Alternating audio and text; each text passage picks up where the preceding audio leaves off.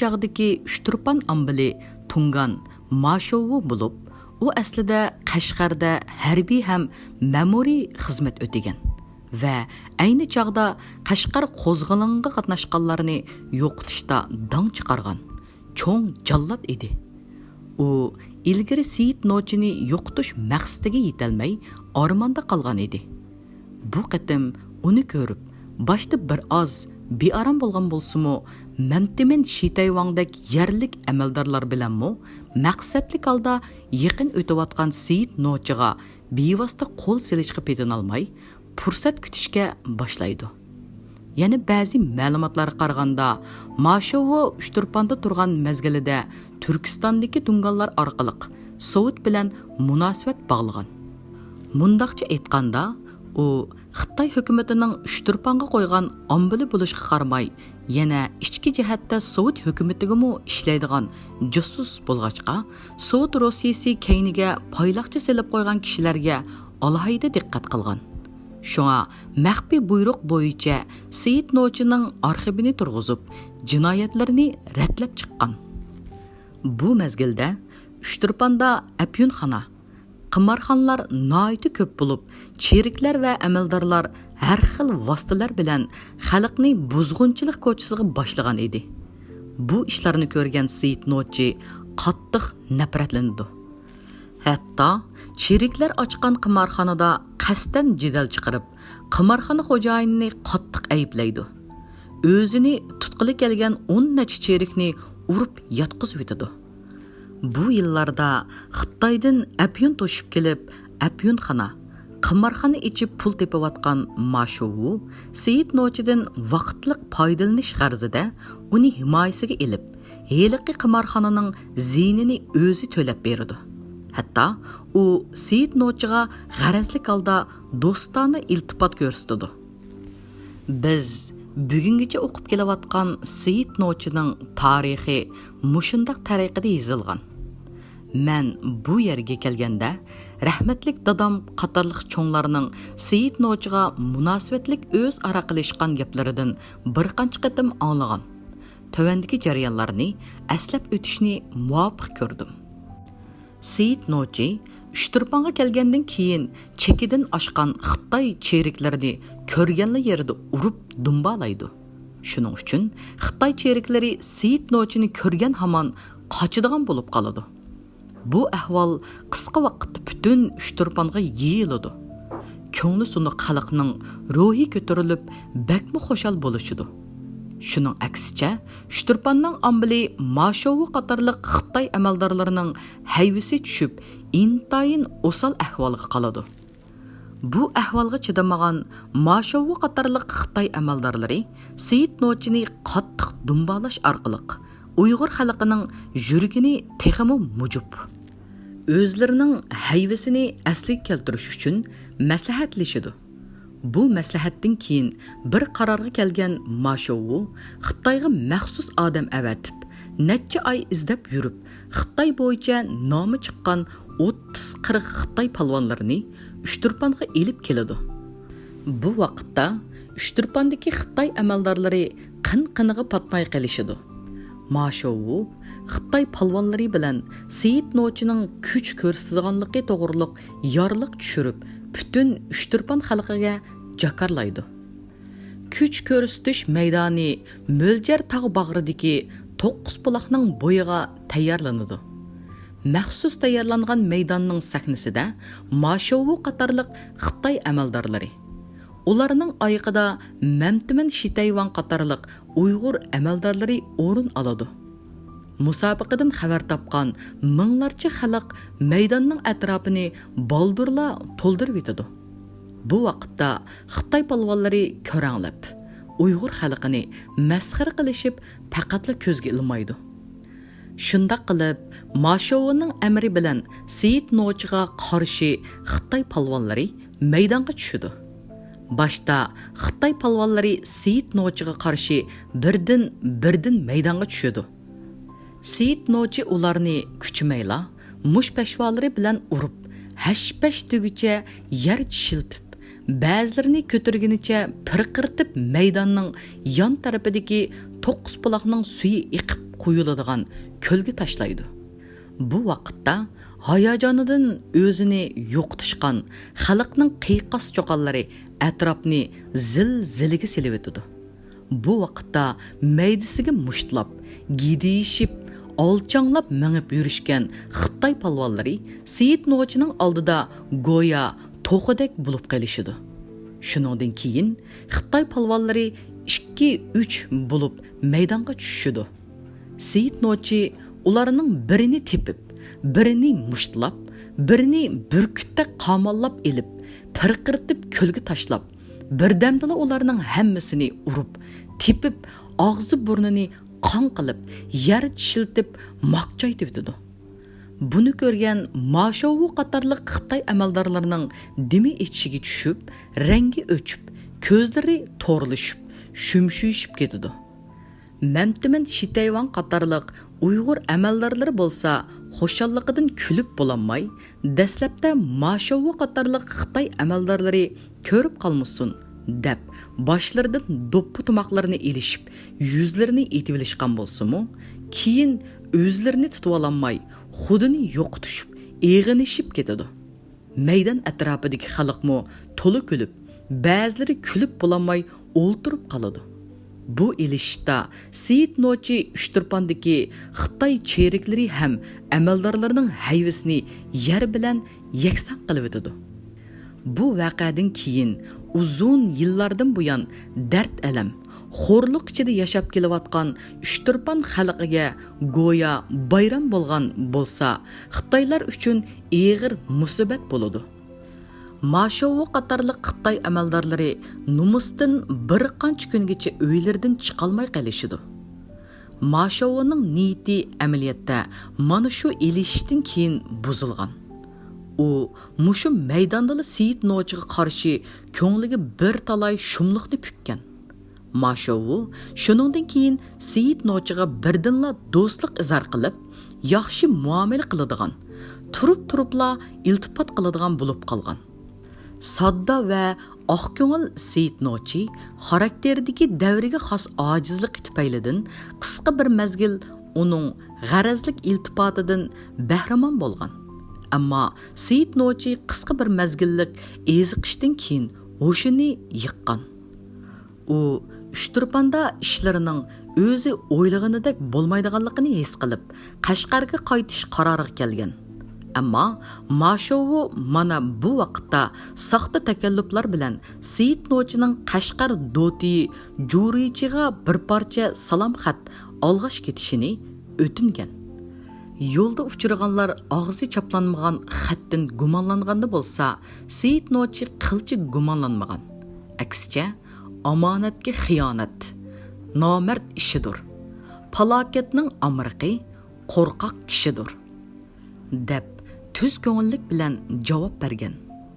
Amaliyotda bo'lsa, Mashovu Seyit Nochini bir taraf qilish haqida Yangzingshinga sim qiqib, ya'ni telegramma yo'llab, maxfiy yo'l yo'riq, ya'ni xon yorliqi ilib, ondan Seyit Nochining Qashqarga qarab yo'lga chiqqanligi to'g'riliq Qashqarga sim qiqib, Judotayni oldin xabarlantirib, hiyli mikri bilan uni yo'qotishga sharoit hozirlagan. Natijada Seyit Nochining Qashqarga keladiganligidan oldin xabar tepib, qattiq xavfsirgan Judotay boshliq Qashqar dorinlari u fuqarolar bilan didor ko'rish bo'lg'icha yo'q qilib o'tishimiz kerak deb Seyit Nochining ko'zichi yer beshidagi uy atrofiga payloqchilar qo'ygan. Beshidan nurg'un issiq so'qoq o'tgan Seyit Nochi al yotqu mezgilida Qashqarga kelgan. U onasi bilan ko'rishgandan keyin yenidagi pulining yarmini onasiga berib, "Jinim ona, men bo'sog'ingizni tavob qilg'ili keldim. Ko'nglim bu yerda turishni xolamayotdi. Qashqarning sepillari ko'zimga qon ko'rinyotdi. Menga duo qiling. Harimga ketay. Shunga tong etishdan burun Qashqar shahridan chiqib ketay" degan. Biroq onasi uningdan ayrilishga chidamay, bir kun qo'nib ketishni o'tinib, ching turib olgan. Onasining so'zini jiralmagan Seyit Nochi onasi bilan mungdishib qo'nib qolgan. u bomdod namoziga chiqib ahli jamoat bilan ko'rishib bir samovarxonaga kirib nashtaga o'ltirishgan. Keyin inisi Muhammadxon bilan hazratga chiqib Sharbat ko'lining bo'yida bir qancha do'st birodarlari bilan sirdishib o'ltirganida tutqun qilingan. Seyit Nochi hech qanday gunohsiz bo'lg'achqa, uning ustiga Mashovuning Judotayga avatgan salom xatini ilib kelgachga, ancha qarshilik ko'rsatilmayla Yomulga borgan. Biroq u Seyit Nochining atalmish o'lim xati bo'lib chiqqan. U Mashovuning o'ziga xatni beradigan vaqtda Qur'on tutib bergan qasamlarga ziyoda ishongan. Shunga u atalmish o'lim xatiga hech ishonolmay, qattiq tirkishib elishgan. Ammo bir o'zi yolg'iz bo'lg'achqa nurg'un cheriklarga tang kelolmay tutilib qolgan. U sababini so'rganida Dotay, "Seni o'ltirish haqida xon yorlig'i bor. Gunohing og'ir ekan" deb javob bergan. Shunda qilib Seyit Nochining hech qanday gunohi bo'lmasa-mu zindonga tashlangan. Seyit Nochi oxiri o'zining Xitoylar tarafidan aldanganligini his qilib yetgan. Biroq u to'limu kechikkan. Seyit Nochi Ushturpandan qaytib kelgan kunining atsila tutqun qilingan bo'lg'achqa, uning bu suiqasdlik ahvolga tushib qolganligidan nurg'un do'stlari asosan xabarsiz qolgan. Judotay mana shundaq sharoitni o'ziga foydali bilgan. Judotay Seyit Nochini bostirish orqali Uyg'ur xalqining yuragini mujush, Qashqar xalqini o'ziga shartsiz bo'ysundirishdek razil maqsadlarini amalga oshirish uchun 1924-yili 4-oyning 6-kuni Seyit Nochini 400 cherik bilan yolab elib chiqib, Seyit Nochi o'zining o'lim xatini o'zi elib kelgan degandek batnom bilan itib o'ltirgan. Seyit Nochi o'lim oldida: "Ey Qashqarlik, meni unutib qolmanglar. Mendek bo'lmay desanglar, hargiz nodon bo'lmanglar. Nodonlik elib ketdi yigitlikdi boshimni. Meningdek elib ketgan Hoshimdek adoshimni.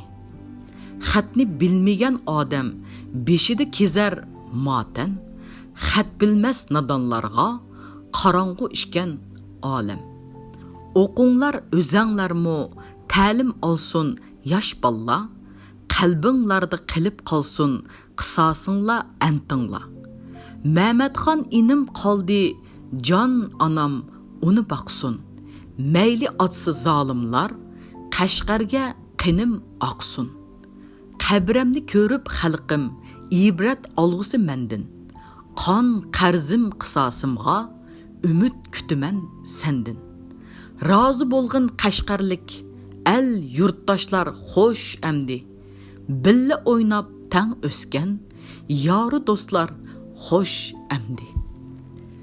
Deb o'zining tajovuzchi Xitoyning yeli qiltiqiga tushib, nahaq qurbon bo'lganligini, buning nodonlikning badali ekanligini, o'qib bilim elishning naqadar muhimligini, o'qimagan nodon qahramonlikning ilm fan uchqanda taraqqiy qilayotgan 20-asrda hech nimaga yaramaydiganligini, Uyg'ur xalqining o'zini cho'qim bilim bilan qurollandirishi kerakligini xalqiga o'z og'zi bilan xitob qilgan. Men bu yerda Seyit Nochini etish jarayonini dadam rahmatlikdan anglag'anim bo'yicha yezishni muvofiq ko'rdim. Dadam Seyit Nochini otgan ahvolni mundaq hikoya qilib bergan. Men u vaqtda texi kichik bola bo'lib, havo sovuq, maydonda odamlar shundoq ko'p edi. Qator tizilib turgan Xitoy cheriklari Seyit Nochini otdi, o'lmadi. Yana otdi, o'lmadi. Yana otdi, o'lmadi. Seyit Nochi bak qilinib ketdi. Seyit Nochi oxir bo'lmay o'zini otgan cheriklarga: "Meni otsang ustang ot, no ustang yaqin kelma. Sol ko'ksimni challab ot, ja ustang, yaqin kelma. Deb, yanchiqidan bir kumush tanga elib, cheriklarning oldiga otdi.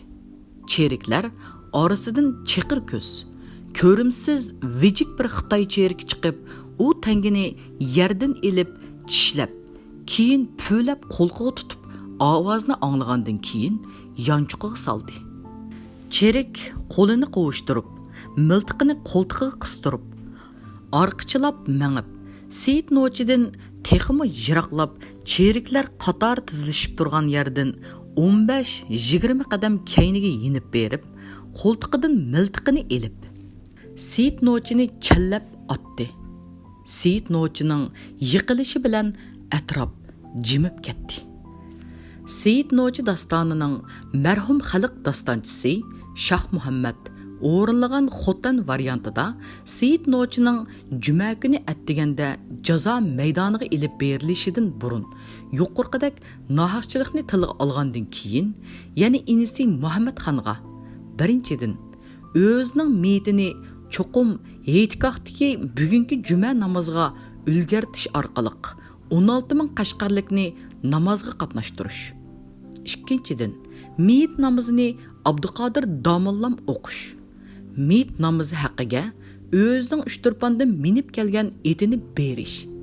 Abduqodir Domollamning 40 talibini taklif qilish orqali 40 kungacha tuproq beshida Qur'on tilovat qildirish. Uchinchidan, meyit yerlikka qo'yilishidan ilgari onasiga xabar qilmay turish. Qatorliq 3 turlik vasiyat qoldirilgan. Onun ölümdən keyinki ishlar asosan onun vasiyati bo'yicha ilib berilgan ekan. Aytishlarga qaraganda, Seyit Nochi o'ldirilgan kuni Qashqarda tijorat asosan to'xtagan. Qashqar xalqi uning o'limiga cho'nqur qarliq tutgan. Tuproq beshidan yongan jamoat uning uyiga patiga kirganda onasi to'xtagan. Seyit Nochini ko'rdinglarmi? Nam bidilikka ko'mdinglarmi? Seyit Oxundak bir o'g'ilni yana bir yerda ko'rdinglarmi? Deb bo'zlab yig'lab jamoatning yuragini ezib etgan. Seyit Nochi suiqasd bilan etilib ketgandan keyin onasi to'xtagan. Seyit Nochining dardida ziyoda ko'p ich og'riqi tortib, to'la yig'lab yetib qolgan va o'g'lining 40 to'shmasdan vafot bo'lgan. Seyit Nochining aksi Musaxon 40 kungacha Seyit Nochining o'limiga chidamay ko'krigini nam yerga yiqib hoz tutgan. Musaxon qo'shlab kelgan bu ochiq qismatlardan keyin 1926-yili ayoli Fatimaxon bilan Tursunxon Abdurahim degan ikki bolasini elib musafir bo'lib G'uljining yo'lini tutgan. Ular Uchturpan tavasiga kelganda Seyit Nochining va o'zining ilgirki ba'zi do'st birodarlarining taklifi bilan shu yerda turib qolgan. Xalq ichida saqlangan og'zaki ma'lumotlar va Seyit Nochi bilan munosabatlik qo'shaq dastonlardagi ma'lumotlardimi Mashovoning salom xati alohida tilga ilinib, u Seyit Nochining o'ldirilishidagi sabab qilib ko'rsatilgan. Qandaqlı bo'lmasin, bu qarashning nihoyatda keng tarqalganligi bir amaliyat. Shundaqdimi bu faqat masalaning tashqi ko'rinishi bo'lib, Seyit Nochining zodi nima uchun o'ldirilganligi atalmish salom xat bilan niqoblangan. Xitoy amaldorlari tarafidan atalmish o'lim xati yezilishiga tegishli bo'lmish. Jinoyati dal uning ilgirki Qashqardagi xalq qo'zg'oloniga yordam qilganligi. Palvonligi, tutish buyruqi chiqarilib qechib yurganligi. Bu jarayonda Kucha, Qari shahar, Ili, Uchturpan qatorliq joylarda izchil turda Xitoy askarlarini urib, petiqlab, ularning hayvisini yer bilan yakson qilib etganligi. Qozog'iston O'rta Osiyodagi Sovet hokimiyatiga yoqmaydigan faoliyatlari, yig'ib aytganda ko'p ishlarni bilib ketganligining bo'lgan.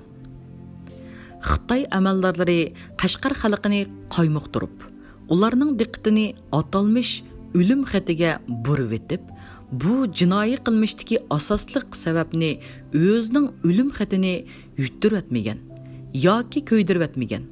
Seyit Nochining o'ziga dungab qutulmoqchi bo'lgan. Xitoylarning asosiy o'yinining orqa ko'rinishidan xabarsiz Uyg'ur xalqi Seyit Nochining o'zi akelgan o'lim xati tufaylidan o'ldirilganligiga ishonib qolgan. Hatto keyincha Xitoylarning g'olchilari tarafidan to'qilgan. Men sana ijil amroq, o'ltiray seni qandoq. O'ltirmay desam Nochi, xonning yorliqi shundoq. degan g'arazlik yasab chiqarilgan qo'shoqlarmo xalq ichiga tarqalib, bara-bara Seyit Nochi dastonlaridan o'rin olgan. Natijada xalq asosliq jinoyatni o'zining o'lim xatini o'zi ko'tarib kelgan Seyit Nochidan ko'rgan. Bosh jinoyatchi, qotil Xitoy hukumatı bo'lsa, ularning kutganidek nazardan saqit qilingan. Ba'zi yozuvchilar Seyit Nochining o'zining o'lim xatini o'zi ko'tarib kelganligiga qarata Allah Taala Seyit Nochiga hayvetidan dushmanlarning yuragiga qo'rqinch soladigan tog'dek qomat, har qanday dushmanlarni yer bilan yakson qilib o'tadigan shirdek kuch-quvvat bersimi, shundoqla razgi Xitoylarni tutib, yanjib izivetmay, o'zining o'lim xatini o'zi ko'tarib borgan. Kishilar u xatdan ogohlantirganida Seyit Nochi o'z xalqiga ishonmay, bilib turib, yana shu Xitoyga ishongan, o'zini o'limga tutib bergan. Razgi Xitoylar sur besib atalmasa, Seyit Nochi pul berib turib, o'zini o'zi attırgan degan mazmunda obrazlar yezib, Seyit Nochini qattiq tanqid qilgan. Agar amaliy ahvol nazarda tutilganda, Seyit Nochi tragediyasining planlovchisi Ma Shou, yetakchisi Yang Zingshin, qo'llovchisi Sovet hokimiyati bo'lib, ijrochisining jurichi bo'lganligini yig'ib aytganda, haqiqiy jinoyatchining tajovuzchi Xitoy hokimiyati ekanligini bilib olg'ili bo'ladi. Seyit Nochining hozirgacha bizga ma'lum bo'lgani Seyit Nochi qo'shoqlari va tarixiy daston Seyit Nochi din iborat. Seyit Nochi dastonining muhim hisoblanadigan 3 xil nusxasi bo'lib, bular: birinchisi Uchqunjon Umarning 1981-yili Qashqarda e'lon qilgan Uyg'ur xalq tarixi qo'shoqlari ismli kitobi.